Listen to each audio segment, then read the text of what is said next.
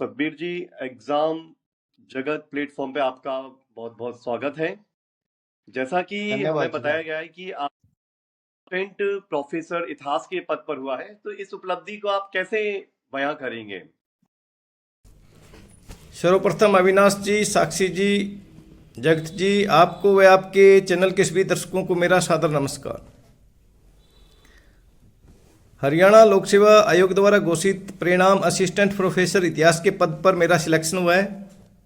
मेरा यह सिलेक्शन मेरे माता पिता के त्याग, मेरी दृढ़ इच्छा शक्ति और लगातार मेहनत से की गई पढ़ाई का परिणाम है। हालांकि 2004 में ही मैंने इतिहास विषय से नेट क्वालिफाई कर लिया था और इतने लंबे अंतराल के बाद में मुझे यह सफलता मिली है। मेरी यह सफलता मेरी सकारात्मक सोच, आत्मविश्वास और अनुशासन की जीत है। जी, आपने बिल्कुल सही कहा कि ये आपके संघर्ष का ही परिणाम है। अब मुझे जितना मालूम है कि आप 20 वर्ष की आयु में ही सरकारी नौकरी में चयनित हो गए थे और जिस उम्र में बच्चा संभलना सीखता है, जिस उम्र में कैंडिडेट हाँ जी। समझता है कि क्या पढ़ाई है, उस उम्र में आपने ज्वाइनिंग ले ली थी गवर्नमेंट जॉब में। तो थोड़ा सा आप बताएंगे कि क्या ऐसी मजबूरी हुई आपकी जो आपको इतनी छोटी उम्र में नौकरी ज्वाइन करनी पड़ी? हाँ, बिल्कुल अविनाश जी। मेरे पिताजी किसान थे और हमारे पास में कृषि योग्य भूमि है वो काफ़ी कम थी, जिससे परिवार का गुजारा भी मुश्किल से चलता था। मैंने अपने माता पिता की दयनीय स्थिति को देखा था, इसलिए मैंने जैसे ही स्कूली शिक्षा कंप्लीट हुई, मैंने जेबीटी कोर्स में प्रवेश परीक्षा के आधार पे सरकारी संस्थान में दाखिला ले लिया था। और जैसे ही मेरा जेबीटी कोर्स पूरा हुआ, हरियाणा शिक्षा विभाग में प्राथमिक अध्यापकों की वैकेंसी आ गई थी और उसमें मैंने अप्लाई किया और मेरा अंतिम में चयन हो गया था। और 20 साल की उम्र में ही मैंने अपने करियर की शुरुआत है वो प्राथमिक अध्यापक के तौर पे कर ली थी। लेकिन मैंने कभी भी विपरीत परिस्थितियों को अपने पे हावी नहीं होने दिया और अपनी पढ़ाई है वो जारी रखी। और मैंने उसी समय सोच लिया था कि उच्च शिक्षा प्राप्त करके मैं एक दिन अवश्य उच्च पद को प्राप्त करूंगा। मैं थोड़ा सा आपसे ये जानना चाहूंगा कि आप अपनी इस सफलता का श्रेय किसको देना चाहेंगे? और जैसे कि हमें पता चला है कि आपकी श्रीमती जी ने भी आपकी इस सफलता में काफी हद तक उनका भी सहयोग रहा है। उन्होंने भी आपके संघर्ष में बराबर से आपका साथ दिया है। थोड़ा सा आप बताइए किस तरह से आप दोनों ने क्या संघर्ष किया? शादी के समय मेरी अर्धांगिनी है वो केवल 12वीं पास थी। उसके बाद में उन्होंने ग्रेजुएशन किया, पोस्ट ग्रेजुएशन किया, डीएड का डिप्लोमा किया, उसके बाद में बीएड की डिग्री अपनी पूर्ण की। 2011 में उन्होंने अपना करियर है वो जेबीटी अध्यापिका के रूप में शुरू किया। 2017 में उनकी पदोन्नति है वो जेबीटी से टीजीटी पद पे हुई। उसके बाद में 2025 में उनकी पदोन्नति है वो टीजीटी से पीजीटी होम साइंस के पद पे हुई। इस भर्ती हेतु असिस्टेंट प्रोफेसर हिंदी विषय के लिए उन्होंने भी अप्लाई किया था और दोनों विषयों की परीक्षा तिथियों में एक सप्ताह का अंतर होने के कारण वह कार्य की अधिकता के कारण उन्होंने अपना एग्ज़ाम है वो मेरे लिए ड्रॉप कर दिया ताकि मेरी पढ़ाई में स्टडी में किसी प्रकार का व्यवधान न हो। जी सर, जैसे अभी हमें पता चला है कि आप शायद प्रिंसिपल पद की ओर मीन्स आपको प्रिंसिपल की पोस्ट मिलने वाली है ना? हाँ जी। तो प्रिंसिपल की पोस्ट छोड़ के आप प्रोफेसर की पोस्ट ज्वाइन करने वाले हैं। तो ऐसा अचानक से आपने निर्णय क्यों लिया कि आप प्रिंसिपल, क्योंकि प्रिंसिपल एक बहुत बड़ी पोस्ट होती है, जितना बच्चों से अगर बात करें तो प्रिंसिपल पोस्ट एक बहुत बड़ी पोस्ट होती है स्कूल में भी, और आप असिस्टेंट बिल्कुल प्रोफेसर भी। बन रहे हैं।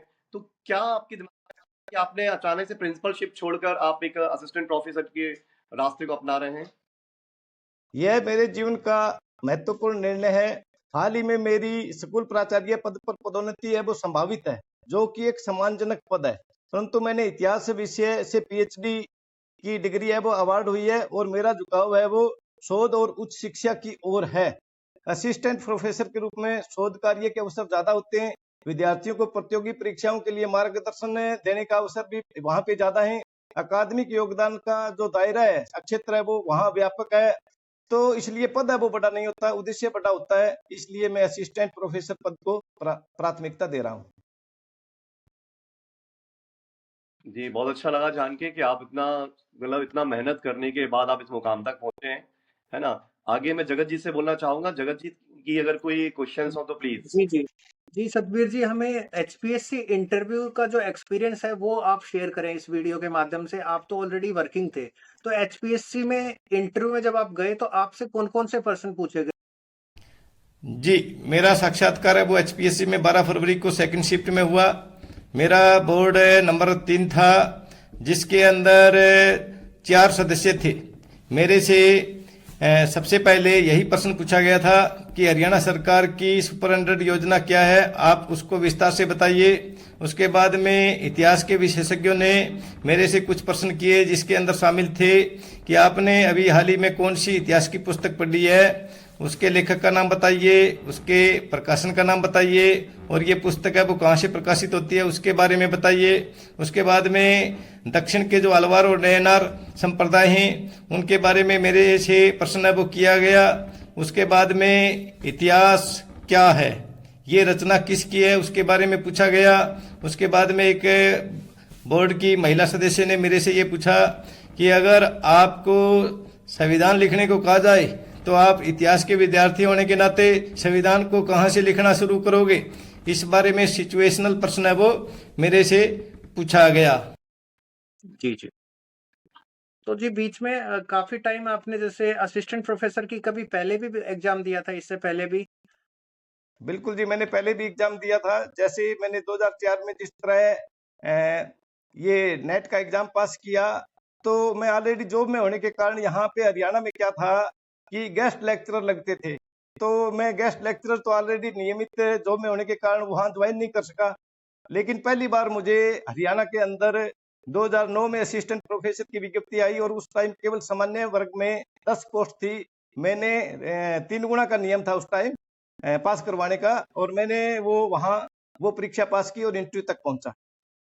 जी, सफलताएँ मिलती हैं जी, बहुत खुशी भी होती है, लेकिन काफ़ी सारे कैंडिडेट के मैसेजेस हमारे पास आते हैं कि जी अभी कट ऑफ 42 थी, हमारे तो जी 0.5 मार्क्स से रह गए। असफलताएँ भी मिलती हैं, तो उनको क्या संदेश देना चाहेंगे? ऐसा मेरे साथ में भी हुआ था। एक बार मैं भी ऐसे ही पॉइंट में रह गया था कि वर्ष एचसीएस की मुख्य परीक्षा तक पहुंचा, लेकिन वो क्वालिफाई नहीं कर सका, और उसी वर्ष साथ में मेरा नेट है वो निकल गया था। उसके बाद में मैंने 2009 और 13 में फिर एचसीएस मुख्य परीक्षा में अच्छा स्कोर प्राप्त किया। 2014 में मैंने नेट की परीक्षा एक बार पुनः पास की। 2019 में एक बार फिर मैंने नेट का एग्जाम दिया और फिर क्वालिफाई किया। तो असफलता यह प्रमाण नहीं है कि आप अयोग्य हैं, बल्कि यह संकेत है कि आप सफलता के बहुत करीब हैं। जी। सतबीर जी, आपकी पढ़ाई ठीक के है लिए जी। क्या स्ट्रेटेजी रही आपकी? सर, थोड़ा आप हमारे व्यूअर्स को बताइए कि आपकी क्या स्ट्रेटेजीज आपने अपनाई जिससे आप इस मुकाम तक पहुंचे? जैसे आपने बताया कि पहले आपने एचसीएस के भी काफी एग्जाम दिए हैं, यूजीसी नेट की भी तैयारी की है आपने, वो क्लियर किया है। उसके बाद असिस्टेंट प्रोफेसर के लिए भी आपने काफी बार अप्लाई किया है। तो बच्चों के मन में एक तो सबसे बड़ा क्वेश्चन ये रहता है कि बार बार जो ये पैटर्न पेपर जो चेंज हो रहा है, जैसे पहले सिर्फ ऑब्जेक्टिव टाइप क्वेश्चन आते थे और अब जैसे प्री है, मेंस है, उसके बाद इंटरव्यू सेशन है। तो आपने क्या स्ट्रेटेजी अडॉप्ट करी कि आप उसको बहुत ही स्मूथली जो है वो पास करते चले गए? क्योंकि देखो एक होता है ना, जब बच्चे बहुत जो कैंडिडेट्स हैं जब एमसीक्यू के लिए रेडी करते हैं अपने आप को, तो उसके बाद एकदम से पैटर्न पेपर चेंज हो जाता है कि आपको पेपर राइटिंग करनी पड़ेगी, सब्जेक्टिव पेपर लिखना पड़ेगा। तो आप कुछ ऐसे टिप्स और स्ट्रेटेजी जो देना चाहें? जी, मैंने स्क्रीनिंग, मेंस और इंटरव्यू के लिए अलग अलग प्लानिंग रणनीति तैयार की थी। स्क्रीनिंग में मुझे पता था कि कंपटीशन ज़्यादा है, क्योंकि मैं जनरल कैटेगरी से फाइट कर रहा था, इसलिए उसके हिसाब से रणनीति तैयार करनी थी। मुझे पता था कि अदर स्टेट के लोग भी इसमें फाइट कर रहे हैं, इसलिए उसके हिसाब से मैंने रणनीति बनाई। तो मैंने उसके लिए तथ्यात्मक बुक का चयन किया कि भी जल्दी शॉर्टकट यही तरीका है कि ज़्यादा से ज़्यादा तथ्य है वो उनको माइंड में है वो रखा जाए। इसलिए मैंने 2 से 3 बुक खरीदी।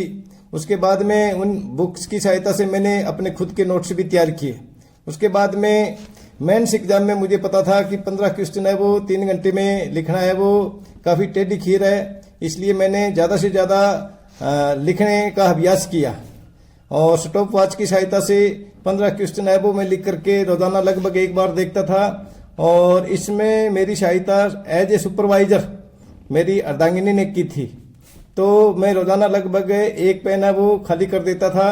राइटिंग स्किल पे मैंने ज़्यादा जोर दिया। इसी तरह इंटरव्यू के लिए मैंने हरियाणा जी के हिस्ट्री ऑफ हरियाणा व सब्जेक्ट से संबंधित चैप्टर है वो कवर किए।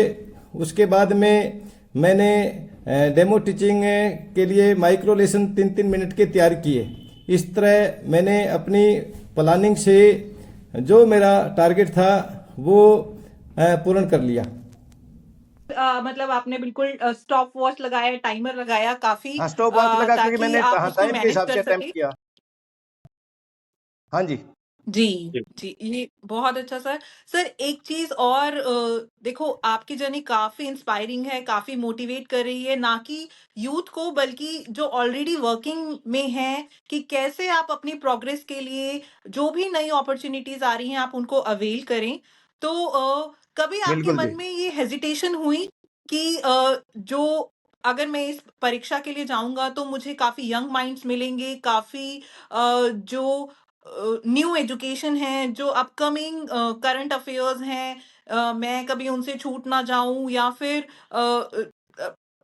टाइम के साथ बहुत सी चीज़ें चेंज होती हैं, तो कभी आपने ये महसूस किया अपने अंदर? बिल्कुल जी, मैंने पॉजिटिवली महसूस किया। मैंने नेगेटिविटी कभी अपने माइंड में नहीं आने दी। मुझे पता था कि भी मेरे साथ में जो अभ्यर्थी बैठ रहे हैं, पूरा का पूरा एक जनरेशन का फर्क है, क्योंकि मेरी उम्र वर्तमान में 48 ईयर्स है, जबकि जी, वहां जी, बिल्कुल 23, सर। 24 वाले भी बैठ हाँ रहे जी। थे। तो मैंने क्या है कि जी, जी, जी। पॉजिटिवली लेते हुए उन बातों को, उनके साथ में मजाक में ये लेते हुए, सभी बातों को सकारात्मक रूप से लेते हुए मैं हमेशा ही एग्जाम में बैठता था और उसका परिणाम भी सकारात्मक रहा। सर आप ये बहुत अच्छा मैसेज दे रहे हैं कि पॉजिटिव माइंडसेट रखना चाहिए। एक आपने स्पीड मैनेजमेंट के लिए, टाइम मैनेजमेंट के लिए जो आपने टाइमर की बात करी, स्टॉपवॉच की बात करी कि कैसे हम मैनेज कर सकते हैं। सर कभी आप जैसे होता है ना आप अपनी जॉब में हैं, तो वहाँ पे काफ़ी ड्यूटीज़ हैं, काफ़ी रिस्पॉन्सिबिलिटीज़ हैं और अभी जैसे हमें पता चल रहा है कि आप प्रिंसिपल डेज़िग्नेशन के लिए भी जल्दी से जल्द आपका नियुक्त होने वाला था। तो आप काफ़ी सीनियॉरिटी बेसिस पे आप वहाँ काम करें तो बहुत सी एक्टिविटी, बहुत से करिकुलम में ऐसी-ऐसी स्ट्रैटेजी आप बनाते होंगे। कभी सोचते होंगे कि अगर मैं असिस्टेंट प्रोफ़ेसर पे गया तो बच्चों में ये बदलाव करूँगा, एनवायरनमेंट में ये बदलाव करूँगा, वर्क कल्चर ऐसा होना चाहिए। तो कुछ कभी आपके मन में ऐसा ख़्याल आया हो तो वो बताइए? बिल्कुल जी, ये आया। आज हम जो युवा जनरेशन देख रहे हैं, तो उसमें नशे का प्रकोप जी। ज्यादा है और जी। संस्कारहीन होती जा रही है युवा जनरेशन। तो मैं इन दोनों पहलुओं पे ही सकारात्मक रूप से उनको लेते हुए कार्य करूंगा। क्या चीज़ है जो आपको कंटीन्यूअसली मोटिवेट करती रही? क्या आपको ऐसा मोटिवेट किया और अपनी थोड़ा खुशी के बारे में थोड़ा-सा आप बताइए हमें? मेरा अंतिम लक्ष्य असिस्टेंट प्रोफेसर बनना ही था। जब मैं 2013 में एचसीएस मुख्य परीक्षा की तैयारी चंडीगढ़ में कर रहा था, तो जिस मकान में मैं रहता था वो जी। खुद एचसीएस था। उसने मुझे फिर थोड़ा डिटेल में बताया कि मेरा लक्ष्य स्पष्ट था कि एक प्रशासनिक पोस्ट प्राप्त करना, लेकिन उन वहां से मेरा लक्ष्य है वो थोड़ा टर्न हो गया, क्योंकि मैं स्कूल कैडर में उस टाइम लेक्चरर था। उन्होंने मेरे से पूछा कि आप क्या करते हो, मैं बोला लेक्चरर लेक्चरर हूँ। उस टाइम क्या है कि कॉलेज कैडर के लेक्चरर को भी लेक्चरर बोल देते थे, तो उन्होंने सोचा कि कॉलेज में लेक्चरर है, जी, तो जी, उन्होंने जी। सोचा कि तो आप तो जी, पहले जी, से ही जी, बहुत जी। बढ़िया पोस्ट पे हो, हमारी वाली पोस्ट तो थोड़ी सिरदर्दी भरी है, इसलिए आप तो जिस तरह सुकून की सांस ले रहे हो और जी। आप तो सिरदर्दी वाली पोस्ट पे आ रहे हो। तो वहां से मैंने फिर अंतिम लक्ष्य असिस्टेंट प्रोफेसर का ले लिया। जी। और आप अपने लक्ष्य की तरफ ही काम करते रहे और आज केवल आपने ये सफलता हासिल कर ली है सर, बहुत-बहुत मुबारक हो आपको। सर एक जी जी। बच्चों का क्वेश्चन ये भी रहता है कई बार ना कि जैसे 10 यूनिट होती हैं मेंस एग्जाम के लिए तो कई बार ऐसा बच्चों के मन में क्वेश्चन आता है या फिर पेपर के बाद भी क्या आपको देखने को मिला कि एक ही यूनिट से बहुत सारे क्वेश्चन आ गए और कुछ यूनिट्स को स्किप कर दिया गया या फिर बिल्कुल ही इक्वल डिस्ट्रीब्यूशन ऑफ मार्क्स था पेपर तो थोड़ा अपने मेंस एग्जाम के बारे में आप थोड़ा गाइड कीजिए क्योंकि काफी सारे अभी सब्जेक्ट्स हैं ऐसे जिसमें मेंस रहता है और इंटरव्यू के लिए भी बताइए थोड़ा। बिल्कुल जी। कई बार क्या है कि कई यूनिट है वो बिल्कुल ही छोड़ दी जाती है, कई यूनिट में एक की बजाय 2 क्वेश्चन भी सेट कर दिए जाते हैं। तो मैं न्यू अभ्यर्थियों को यही कहना चाहूंगा कि पूरा सिलेबस है वो अच्छे तरीके से कवर करें और उसके बाद में उसको 2 भागों में बांट लें। 2 भागों में बांटने का अर्थ है कि एक तो मेन टॉपिक्स, उसके बाद में दूसरा जो इम्पोर्टेंट न हो, तो दोनों भागों को कवर जरूर करें लेकिन मेन टॉपिक्स पे ज्यादा ध्यान दें, यानी ओके। छोड़ना बिल्कुल नहीं और है। सर कुछ बुक्स के बारे में भी बताइए। जी, जी, जी, बिल्कुल। कुछ बुक्स के बारे में भी बताइए। काफ़ी बच्चे जैसे आजकल बच्चे लाइब्रेरी जॉइन कर लेते हैं और जो गूगल पे इतना सारा कंटेंट अवेलेबल है, आजकल सोशल मीडिया पे इतना सारा कंटेंट अवेलेबल है, तो क्या उनको वो फ़ॉलो करना चाहिए? और जो बुक्स हैं वो जो नेशनल ऑथर की बुक ही पढ़नी चाहिए या फिर इंटरनेशनल ऑथर की बुक भी हमारे जो एचपीएससी हैं, वो कंसीडर कर रहा है, तो उनको बेनिफिट मिलेगा उस चीज़ में? बिल्कुल जी, स्टैंडर्ड पब्लिकेशन की बुक्स ही पढ़नी चाहिए। तो आजकल क्या है कि रिव्यू मिल जाता है। मेरी स्ट्रेटजी तो ये थी कि मैं नई नई बुक्स है वो खरीदता रहता था और मैं खुद पढ़ करके उस पे ओपिनियन लेता था कि भी बढ़िया कौन सी है। कंपेरेटिव जब स्टडी करता था तब पता चल जाता था कि ये बुक है वो उस बुक से ज्यादा कारगर साबित होगी। तो मैंने फिर उसी हिसाब से उसी बुक पे ज्यादा ध्यान दिया और लगभग जिस तरह अगर इतिहास विषय की बात करें तो मैंने पप्पू सिंह प्रजापत लेखक हैं अपने, काफी असिस्टेंट प्रोफेसर भी हैं, उनकी बुक पढ़ी है। इसी तरह आर्यन पब्लिकेशन है सीकर से, उनकी बुक पढ़ी है, अच्छी बुक्स हैं वो। जब आप इंटरव्यू देकर बाहर आए, तो काफ़ी आपके जो साथी होंगे जो और इंटरव्यू के लिए जा रहे होंगे, तो उन्होंने भी आपसे पूछा होगा कि कैसा रहा आपका इंटरव्यू? क्या-क्या क्वेश्चन्स पूछे आपसे? तो एक खुद के मन में भी एक बात चल रही होती है कि क्या आप खुद से सैटिस्फाई रहे वहाँ पे या फिर कभी कुछ और कि मैं और अच्छा कर सकता हूँ? या अगर मैं कोई ऐसी टिप या स्ट्रैटेजी अपनाता तो और बेटर हो सकता है। तो अगर आपके मन में कुछ ऐसा ख़्याल आए तो वो आप हमारे व्यूअर्स के साथ शेयर कर सकते हैं कि क्या-क्या स्ट्रैटेजी उनको अडॉप्ट करनी चाहिए ताकि वो एक कॉन्फिडेंट रहें, पैशनेट आंसर दे सकें ताकि पॉज़िटिव माइंडसेट उनका भी रहे। बिल्कुल जी। इंटरव्यू में जैसे ही बोर्ड के सामने अभ्यर्थी है वो बैठता है, स्ट्रेस फ्री होना चाहिए सबसे पहले तो, और सकारात्मक होना चाहिए, यानी कि नेगेटिविटी तो उसके माइंड में बिल्कुल नहीं होना चाहिए, क्योंकि बोर्ड है वो हमेशा ही सकारात्मक रहता है अभ्यर्थी के प्रति। इसलिए स्ट्रेस फ्री होकर के, जी। सकारात्मक होकर के जो जो भी पर्सन है वो उनके सामने पुट किया जाता है। अपना जो इंट्रोडक्शन है वो बड़ा अच्छे तरीके से देना चाहिए, क्योंकि इंट्रोडक्शन से ही वो वहां से प्रश्न उठाते हैं। जो जो बातें इंट्रोडक्शन में उन्होंने बोली है, जिस तरह किसी ने हॉबी बोल दी, किसी ने जिस तरह पीएचडी का टॉपिक बोल दिया, तो उसका इंटरव्यू वहीं से शुरू होता है और उसी के इर्द गिर्द रखते हैं। जी, जी, जी, सर। सर काफ़ी ओके अच्छा मैम। रहा, काफ़ी इन्फॉर्मेशन हमारे व्यूअर्स को मिलेगी इनसे कि कैसे जी मेंस जी। के लिए और कैसे इंटरव्यू के लिए स्टूडेंट्स जो हैं जा सकते हैं, क्या-क्या स्ट्रैटेजी अडॉप्ट कर सकते हैं और इनकी जर्नी वैसे भी इंस्पायरिंग है, मोटिवेट कर रही है यूथ को भी और जो ऑलरेडी वर्क कर रहे हैं उनको भी।